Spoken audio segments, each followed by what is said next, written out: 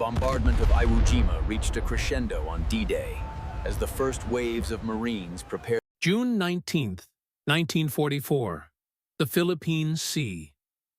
The morning haze hung low over the calm Pacific, a shimmering silver expanse stretching beyond the horizon. Aboard the Japanese flagship Taihō, the atmosphere was deceptively serene. Inside the Combat Information Center, the air smelled faintly of ozone and machine oil. Operators leaned over glowing radar screens, their newly installed pride, tracing faint moving dots that flickered against the green glass. Admiral Jisaburō Ozawa stood behind them, his gloved hands clasped behind his back, his face unreadable. The blips were distant, too faint, too few. The operators reported them as possible enemy aircraft, but Ozawa merely nodded. He had seen false readings before. Outside, sunlight glinted across the steel decks and rising heat waves. Sailors polished anti-aircraft guns, confident the enemy would be spotted long before reaching the fleet. Japan's carriers, once the kings of the Pacific, sailed in perfect formation, banners fluttering, planes armed and ready. No one yet realized that the faint radar signals were not ghosts of the sea. They were a warning, one that the sky itself was about to deliver. The calm would not last long, because above those radar blips, the bomb bays were already opening. In the early years of the Second World War, Japan's naval power seemed unstoppable. The rising sun ruled the Pacific, from Pearl Harbor to the Philippines, from the Dutch East Indies to Singapore. The Imperial Japanese Navy expanded like a tidal wave, sweeping aside every obstacle in its path. It was an empire built on precision, discipline, and the belief that the spirit of the warrior could outmatch any machine. By 1942, that belief had forged a myth that Japan's naval aviators were unmatched, their tactics flawless, their carriers untouchable. The Imperial Navy's doctrine revolved around one vision: the decisive battle.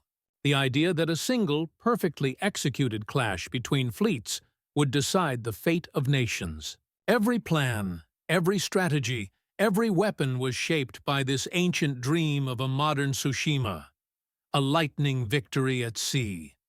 But the world of warfare was already changing, faster than the admirals could imagine. The war that began with battleships and torpedoes was transforming into a contest of invisible signals, unseen detection, and silent communication. Radar, radio detection, and ranging was the new frontier. Japan had experimented with it before the war.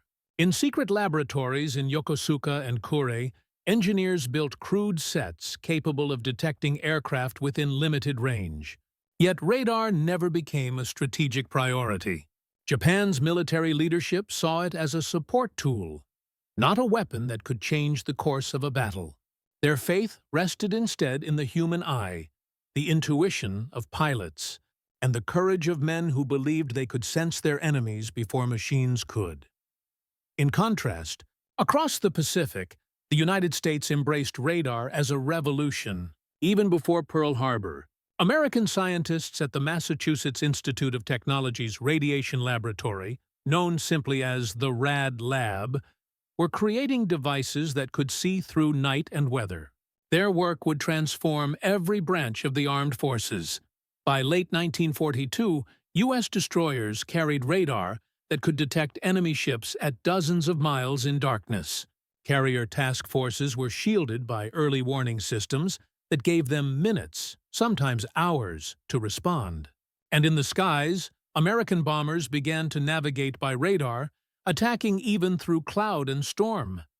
Japan's admirals knew of these developments, but they underestimated their scope. To them, radar was a symbol of over-reliance on machines, a weakness of Western warfare. Theirs was a navy of samurai discipline and divine destiny, and for a time, it worked. The victory at Pearl Harbor had been stunning. The rapid conquest of the Philippines and the Dutch East Indies seemed to confirm Japan's invincibility. Even at Midway, despite the crushing loss of 4 fleet carriers, Many officers believed it was only a temporary setback. But beneath that confidence, cracks were spreading.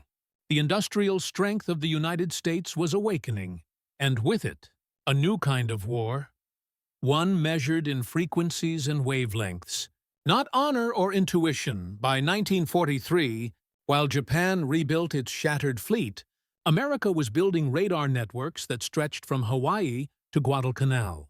Every island taken became a node in an expanding web of electronic vision. American commanders no longer needed to rely on weather scouts or distant patrols to know where their enemy was. Machines were watching the ocean, 24 hours a day. The Japanese Navy, meanwhile, moved in silence, guided by tradition more than innovation. Their radar sets remained primitive, their communication systems fragile, and their doctrine unchanged. The admirals still dreamed of a decisive fleet engagement. Battleship against battleship, carrier against carrier, where courage and gunnery would decide victory. But the next great clash of fleets would not be fought that way. It would be decided before the first shell was fired, in the unseen currents of air and electricity. In June 1944, as Japan prepared to defend the Marianas, they did not yet understand that radar would no longer simply detect, it would direct. The stage was set for the Battle of the Philippine Sea, a confrontation that would reveal just how deadly that misunderstanding could be. By the spring of 1944, the Pacific had become a vast chessboard of islands, carriers, and airfields, each one a stepping stone toward Japan. The once mighty empire was being squeezed from all directions. In the south, the Allies had reclaimed New Guinea. To the east, the Marshall Islands had fallen. And now, the next objective of American planners was clear. The Marianas, Saipan, Tinian, and Guam, a chain of islands whose capture would bring Japan's home islands within range of the new B-29 superfortress bombers. For Tokyo, this was unthinkable. The loss of the Marianas would shatter the defensive perimeter of the empire and expose its cities to destruction. And so, the Imperial Japanese Navy prepared for one final, decisive stand. In April, Admiral Soemu Toyoda assumed command of the combined fleet. His orders were simple but absolute: destroy the U.S. invasion fleet at all costs. This operation was given the code name A-Go, the A Operation. It was more than a plan. It was an act of faith. Toyoda and his staff believed that Japan could still deliver a decisive blow, as they had dreamed for decades. They would use their remaining carriers as bait, lure the Americans westward, and strike with coordinated waves of aircraft launched from both carriers and island bases. In theory, it was a masterpiece of timing and precision. In reality, it was built on sand. Japan's air crews were no longer the elite force of 1941. Years of war had drained the Navy of its best men. Most of the new pilots were barely trained, some with only 50 hours of flight time. Many had never practiced carrier landings under combat conditions. The Imperial Navy still had fine aircraft. The Mitsubishi A6M0 remained agile and deadly. But without radar coordination or experienced direction, these pilots were flying blind into a storm. Across the ocean, the United States Navy was preparing with a different philosophy. Under Admiral Raymond Spruance, the Fifth Fleet and its fast carrier Task Force 58, commanded by Vice Admiral Mark Mitcher, were a floating city of steel and radar antennas. The American fleet operated like a single organism. Each carrier group had its own combat information center. Dark, humming rooms where radar operators could track hundreds of aircraft across the sky in real time. For every Japanese blip on a screen, there was a countermeasure already moving to intercept. For every enemy squadron launched, American radar networks calculated altitude, direction, and speed. Fighter controllers aboard U.S. ships could vector interceptors to the exact point of contact, long before the Japanese pilots even saw their targets. This was the quiet revolution of the Pacific War. The invisible layer of radar had transformed naval warfare from guesswork into science. And as the technology spread, so did a new kind of confidence. One not born of pride, but of precision. The U.S. Navy had learned hard lessons. At Pearl Harbor, radar had been present but ignored. Now it was sacred. The flicker of a signal on a cathode screen could mean the difference between ambush and survival. Every task force was covered by early warning ships and radar-equipped patrol planes. Communication flowed seamlessly from ship to ship, from radar rooms to flight decks, linking the fleet in a single web of awareness. In contrast, Japan's reliance on visual spotting and radio silence turned their advantage into vulnerability. Ozawa's mobile fleet, the core of Operation Eigo, sailed under a cloud of confidence, but also isolation. They trusted in the skill of their aviators and the element of surprise, unaware that there would be no surprise left to give. By mid-June, American forces were already landing on Saipan. The sky above the island roared with waves of U.S. Navy aircraft. Japanese bases were bombed daily, their airfields turned to ash. But Tokyo still believed their fleet could turn the tide. The decisive battle was coming. They could feel it. In the calm before the storm, Ozawa's carriers, Taihō, Shōkaku, and Zuikaku among them, assembled west of the Marianas. Hundreds of planes were fueled and armed. Pilots stood by in flight gear, awaiting the order to launch. The radar operators on Taihō began to notice strange signals flickering at extreme range, distant movements to the east. They reported them as possible enemy aircraft. The Admirals smiled. The moment they had prepared for had finally arrived. They did not yet know that those faint blips were not the start of their victory, but the shadow of their defeat. At the heart of the coming clash were two very different ways of seeing war. To the Japanese, battle was still a contest of courage and intuition, a test of will between men, not machines. To the Americans, it had become a contest of information, a war of awareness, where victory belonged to those who could see first and strike first. On board Japanese carriers like Shōkaku and Zuikaku, there was a palpable sense of destiny. Officers spoke in hushed tones about honor and redemption. The ghost of Midway still haunted them, the humiliation of losing 4 carriers in a single day. Now, under Admiral Ozawa's command, they believed they would restore that honor by striking a blow so powerful that it would halt the American advance once and for all. Pilots lined the hangar decks, their white headbands tied tight, the red circle of the rising sun shining on their foreheads. They were young, most in their early 20s, and they believed in the old code of Bushido. Many would never return, but they accepted that. For them, dying in the service of the emperor was the highest form of duty. Yet outside those decks, the world of warfare was shifting beneath their feet. While the Japanese relied on discipline and courage, the Americans relied on coordination and communication. In Task Force 58, the sound of radar pulses and the hum of radios replaced the shouts of lookouts.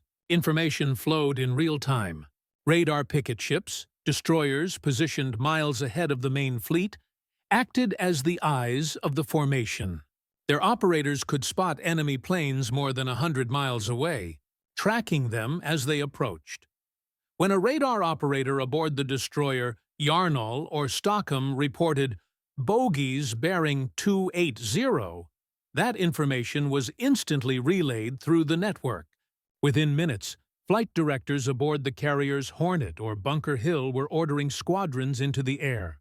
American Hellcat fighters climbed into the sky, guided by voices they never saw, voices that knew exactly where the enemy would appear. This was a new kind of warfare. Invisible, coordinated, and devastatingly efficient. The Japanese, by contrast, fought in fragments. Their communications were plagued by interference. Radar sets were few and unreliable. Coordination between carrier groups often broke down under radio silence. The result was chaos. Pilots searching empty skies while enemy fighters, directed by radar, fell upon them from above. Even within Japan's command, the cultural divide was widening. Some younger officers warned that the Americans had developed electronic eyes, capable of directing fighters and bombers far beyond visual range. Their warnings were dismissed. The high command remained convinced that spirit and experience would triumph over technology. But spirit could not see through cloud or darkness, and in the Philippine Sea, that blindness would prove fatal. From the American perspective, this was not arrogance. It was adaptation. The men aboard U.S. carriers had learned the cost of complacency at Pearl Harbor. They had seen what happened when a fleet ignored the tools meant to protect it. Now, radar was treated almost like an instinct, an extension of sight itself. In the combat information centers of Task Force 58, young sailors barely out of training manned the scopes, their faces lit by green light. They plotted every echo, every blip, calling out headings with mechanical precision. Behind them, officers like Admiral Mark Mitcher and his staff listened in silence. Their decisions made not on gut feeling, but on data, range, bearing, altitude. It was the birth of a new kind of command, warfare by instrument. The tactical difference was profound. Japanese fleets moved based on what their scouts reported. Men in aircraft risking their lives to find the enemy. American fleets moved based on what radar knew. One side looked outward through human eyes, the other inward, through screens and frequencies. As dawn approached on June 19, 1944, both sides were preparing for the same battle. But they were not fighting the same war. The Japanese believed they were sailing into glory. The Americans knew they were sailing into history. And somewhere, far out over the endless Pacific, those glowing blips, faint, pulsing, and ignored, began to multiply. Each one marked a machine, not a myth. Each one was the future, closing in. Technology had begun to change not just how battles were fought, but how leaders thought.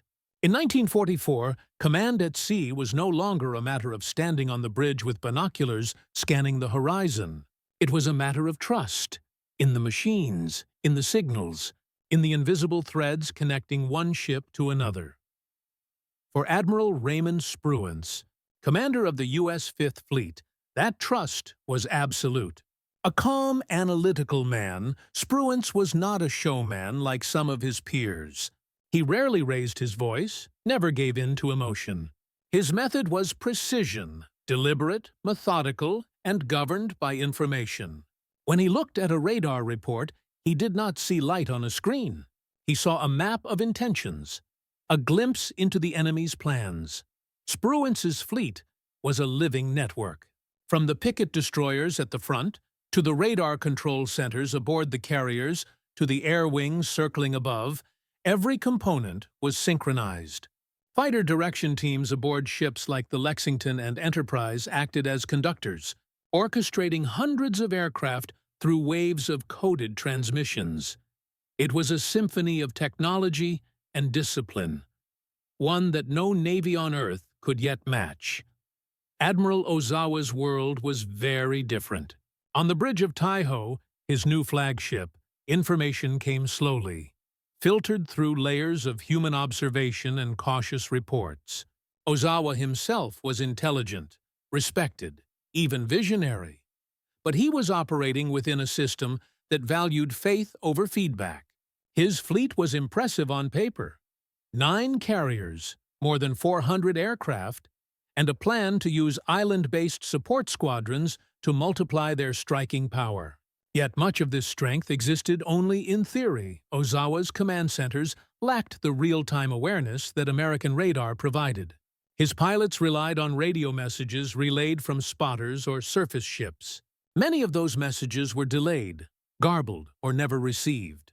Worse still, Japan's limited radar coverage meant that his fleet was often flying blind, unaware that the Americans had already detected every major movement hours in advance. This imbalance was not only technological, it was psychological. The Japanese military ethos, shaped by centuries of tradition, believed that war was an expression of spirit.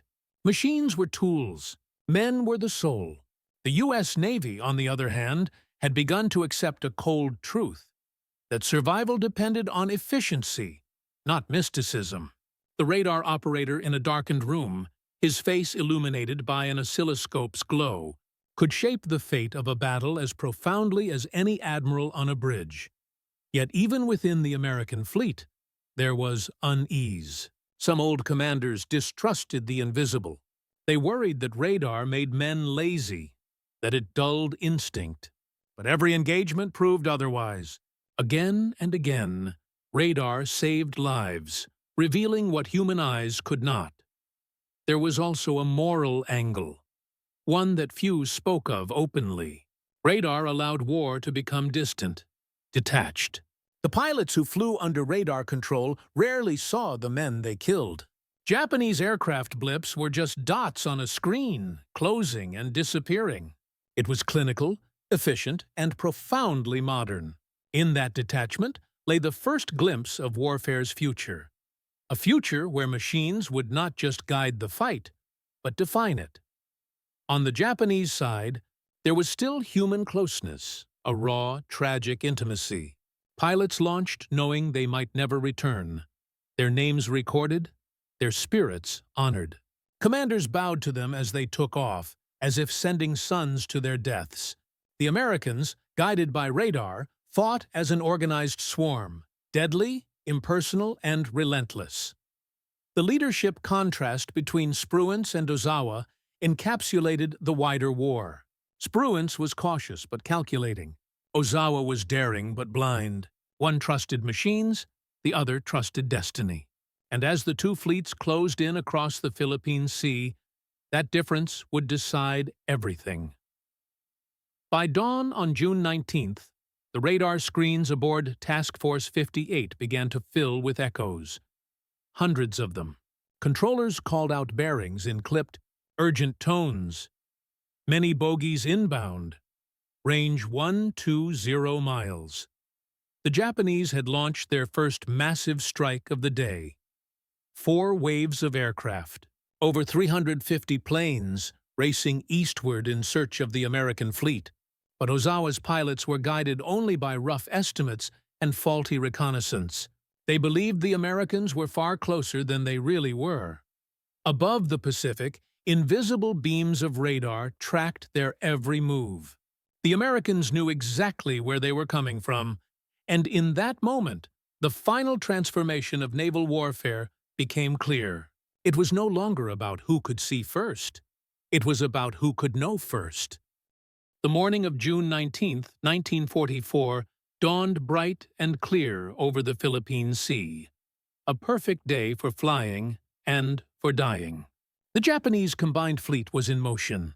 From the decks of Taihō, Shōkaku, and Zuikaku, the order went out. Attack the enemy fleet immediately. It was the beginning of what Admiral Ozawa hoped would be the decisive blow of Operation Hiyō. 4 great waves of aircraft rose from the carriers, 352 planes in total, Zeros, Judy dive bombers, and Jill torpedo bombers. Their engines thundered in unison, trailing white arcs into the open sky. From the bridges below, officers saluted as they disappeared into the blue. Many of those men would never see land again. They believed the American carriers were only a few hundred miles east.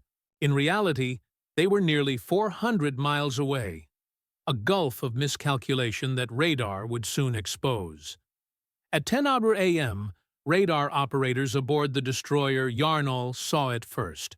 Faint, clustered signals flickered across their screens. Contacts at extreme range. The operators adjusted their dials, confirmed, then reported up the chain. Within minutes, every combat information center in Task Force 58 was alive with activity. multiple bogey groups inbound. Bearing 280. Range 120 miles. Admiral Mitcher received the reports calmly. His voice over the intercom was measured, almost detached. Launch the combat air patrol. All groups, stand by. Within seconds, the flight decks of the American carriers erupted into motion. F-6F Hellcats, their engines roaring, rolled down the decks and soared into the sky. Pilots adjusted their oxygen masks, checked their instruments, and climbed to intercept altitude, guided not by guesswork, but by precise radar vectors transmitted from below. The Japanese strike groups, meanwhile, were flying blind across an empty ocean. Their navigation depended on rough estimates and scattered radio guidance. Without radar support, they could only hope to spot their targets visually. But the Pacific was vast, and the Americans were hidden beneath a curtain of electronic foresight. At 10:36 a.m., the first Japanese formation was detected approaching within 70 miles. The American radar network calculated their altitude, speed, and direction with mathematical precision. Controllers aboard the carrier Lexington calmly vectored their interceptors into position. Moments later, the blue sky exploded. F-6F Hellcats dove out of the sun, guns blazing. The air filled with the crack of machine gun fire and the scream of engines. Japanese formations shattered under the assault. Bombers spun out of control, their wings ablaze, plunging into the sea below.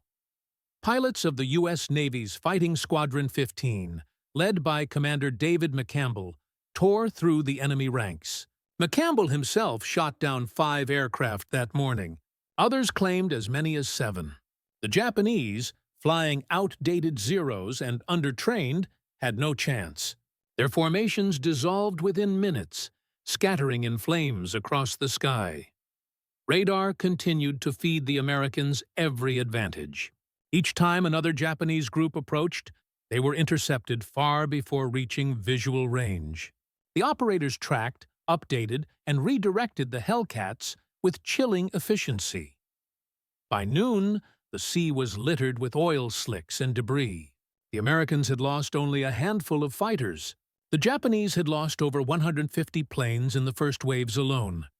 But Ozawa, aboard Taihō, had no clear picture of the slaughter taking place. Reports came in fragmented and confusing. Pilots declaring victory before vanishing from radio contact, others never checking in at all. The Admiral still believed his strikes were succeeding. His staff congratulated him on what they thought was a successful engagement. He smiled faintly. The radar blips seemed to fade from the screens, but not because the enemy was gone. They were gone because his own fleet's planes were gone. The second wave met the same fate.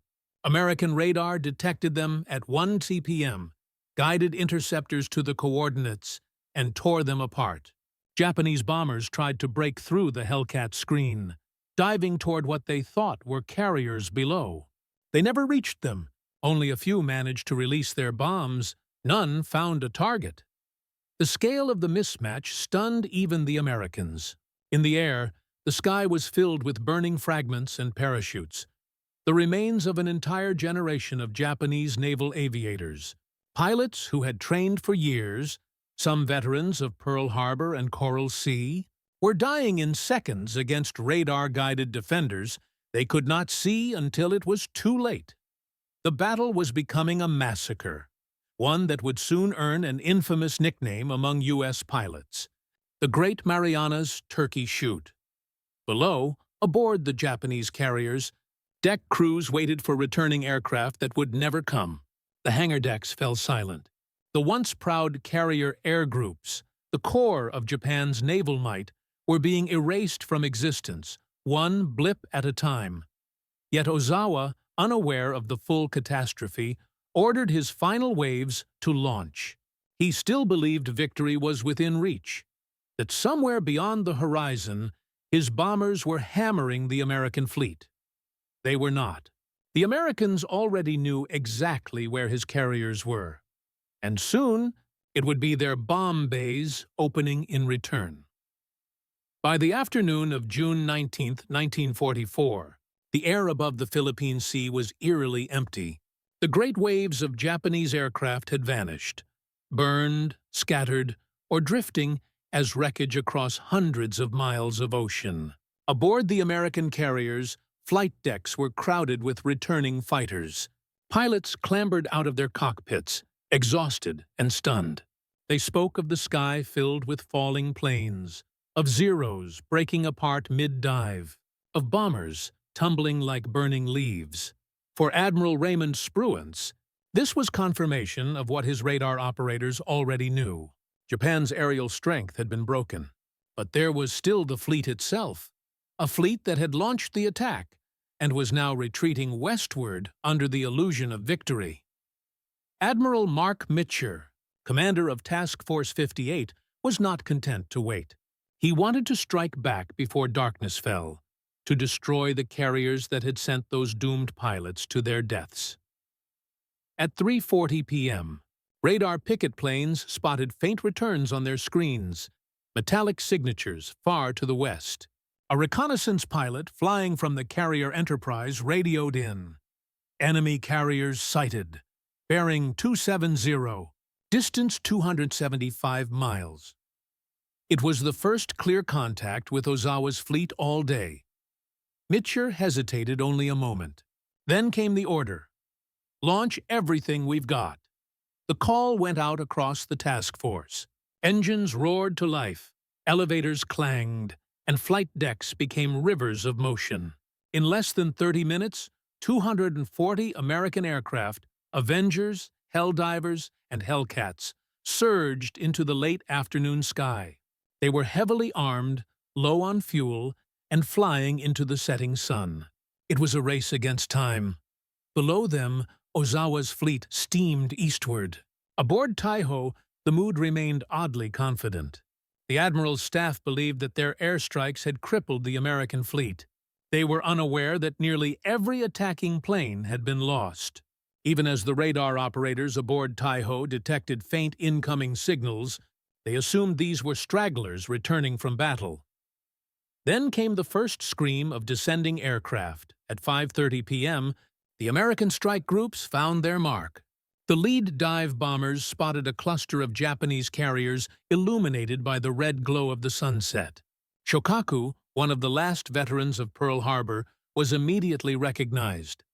The Helldivers dove steeply, their bomb doors open. The sky filled with black bursts of flak and tracer fire, but the radar-guided approach had brought them exactly to the target.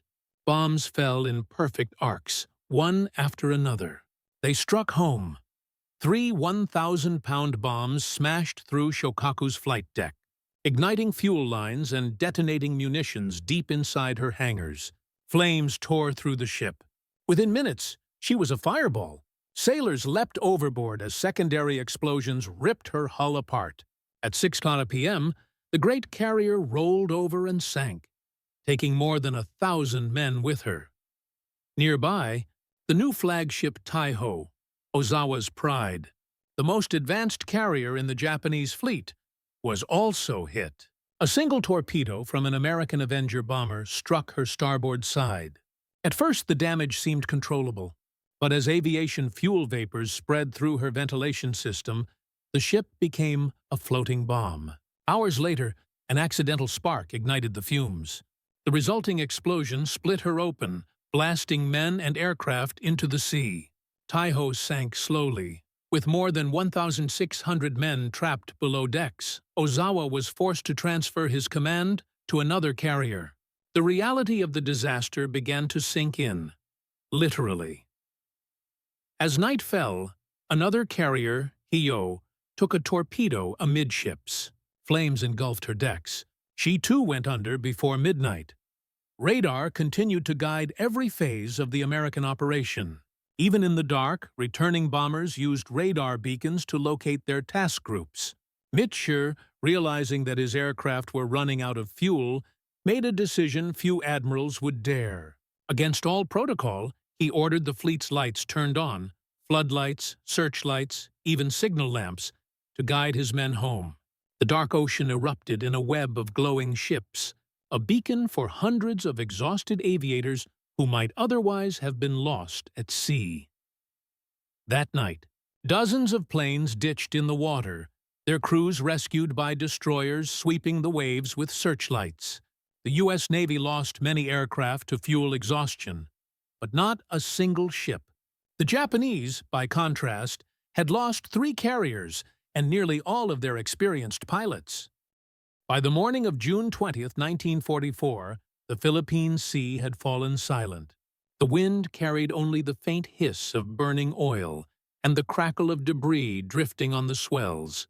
The once proud Japanese carrier fleet, centerpiece of the Imperial Navy's power, was now little more than wreckage, and oil slicks scattered across hundreds of miles of ocean. The scale of the disaster took days to comprehend.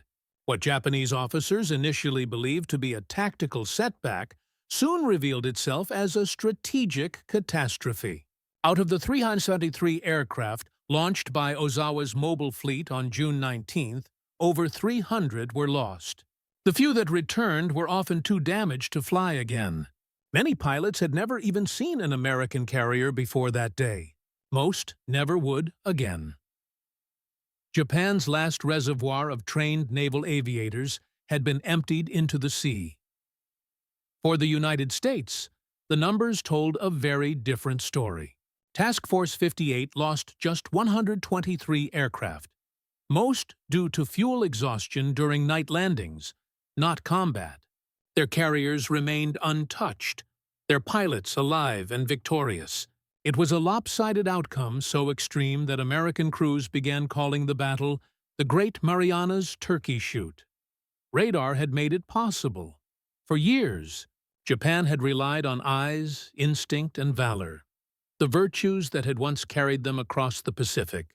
But by mid-1944, those virtues could no longer compete with the invisible reach of technology.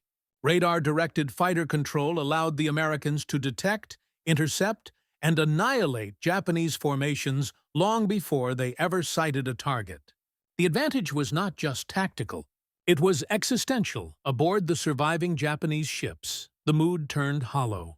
Crews who had once spoken of honor and destiny now stared across the horizon in disbelief.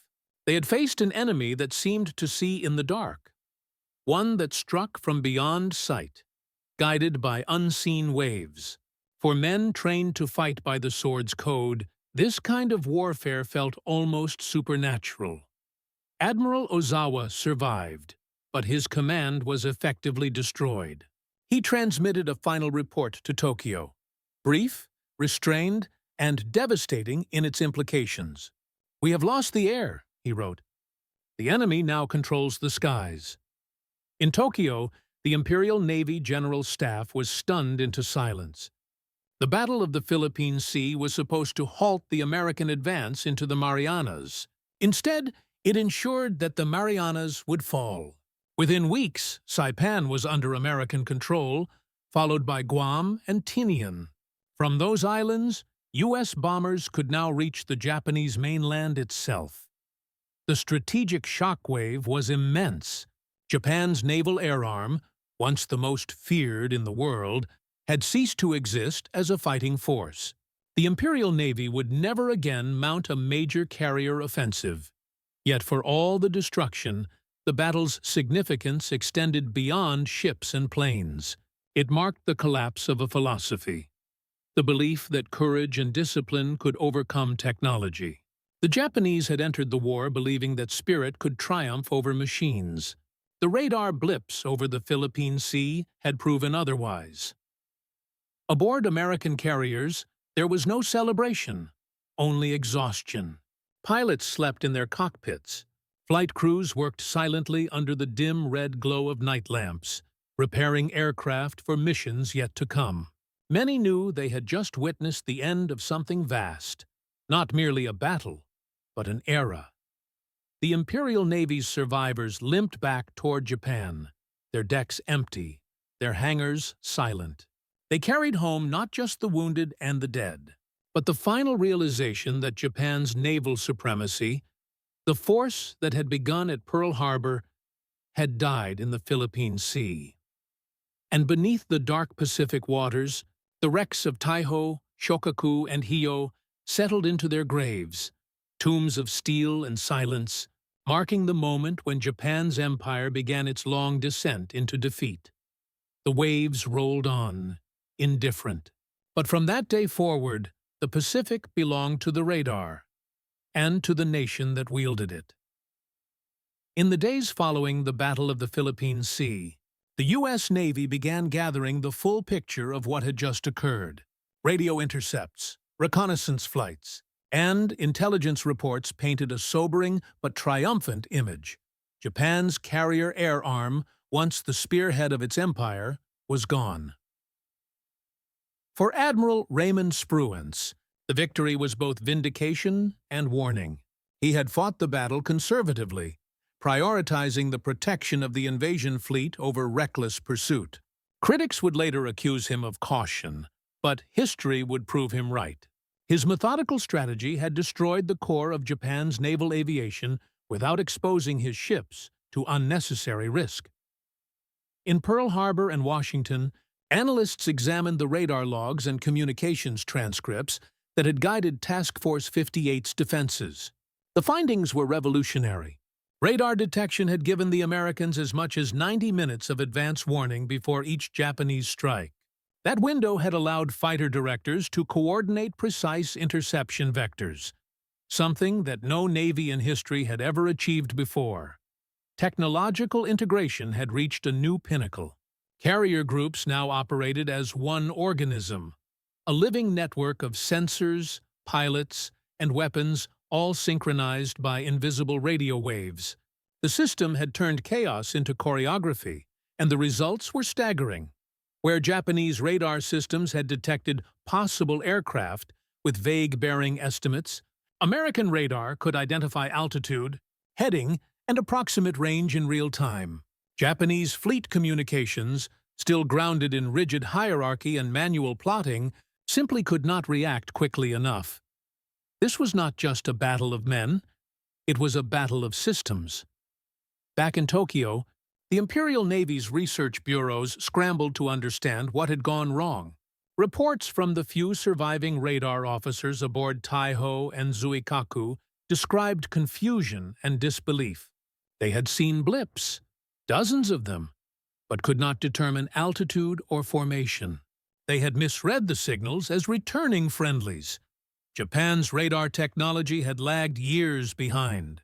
Its designs were heavier, less precise, and poorly integrated into command structures. Worse, a cultural divide persisted. Many senior officers distrusted the machines, believing them inferior to human vision. That belief had cost them the Pacific. By contrast, U.S. radar doctrine had evolved through constant field adaptation. Every major battle, from Guadalcanal to the Solomons, had provided lessons. By 1944, radar was not just a tool, it was the nervous system of the fleet. The Battle of the Philippine Sea proved that advantage decisively. In the months that followed, Japan would attempt to rebuild its carrier forces, a futile effort. Replacement pilots trained in haste, with only 100 flight hours compared to the 800 once required. New carriers were laid down but never completed. When they sailed again at Leyte Gulf later that year, they did so as decoys, stripped of experienced aviators and real striking power. The psychological impact of the battle reverberated through Japan's naval command. Admirals who had once spoken of divine wind now faced a truth they could not spiritualize. Technology had replaced bravery as the decisive weapon of war. Meanwhile, in the United States, the victory was hailed but not romanticized. Navy planners saw in radar not just triumph, but responsibility, the obligation to continue advancing, refining, and perfecting the invisible shield that had saved so many lives. Within months, radar would guide bombing raids over Tokyo, protect convoys in the North Atlantic, and enable the amphibious landings that brought Allied troops to the shores of France and the Philippines alike. The same invisible waves that had doomed Ozawa's fleet now shaped the outcome of global war. Yet amid all the celebration, a quiet respect remained for the men on the other side. For the Japanese pilots who had flown into an unseen storm, guided by faith, against an enemy guided by science. They had fought with courage, but courage alone could not stop progress. By the time Ozawa's surviving ships reached Okinawa, the Imperial Navy had ceased to be a fighting force. Japan's skies were no longer its own. The war would continue for another year. But the balance of power had already shifted irreversibly. The sea that had once carried Japan's ambitions now carried only the echoes of defeat. Radar echoes, faint and fading, drifting across the endless Pacific night. The Battle of the Philippine Sea was more than a naval engagement. It was a reckoning. It marked the precise moment when the old world of warfare, defined by sight, instinct, and courage, gave way to a new era ruled by invisible signals and silent machines. The men who had once scanned the horizon for silhouettes now watched radar scopes glowing in darkened rooms. Victory no longer depended on who saw first, but on who understood what could not be seen. For Japan, the loss was not only military, but spiritual. The code of the warrior, the belief that willpower could bend fate, had met something colder, something absolute. Radar did not care for bravery. It did not flinch, tire, or doubt. It saw through clouds, darkness, and distance. It was the beginning of a new kind of warfare, one where machines expanded human reach, yet diminished human control. Admiral Ozawa had once stood over his radar screens with confidence, believing technology served the same spirit that had carried Japan from Tsushima to Pearl Harbor. But at the Philippine Sea, the machine turned against its master, not in rebellion, but in revelation. It showed that courage without comprehension was no longer enough. For the Americans, radar was more than innovation. It was a mirror.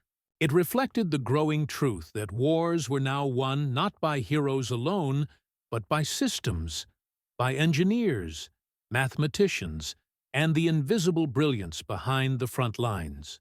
The calm operators inside dark command centers were as decisive as the pilots who soared above them. And yet, beneath all the technology, the human cost remained unchanged.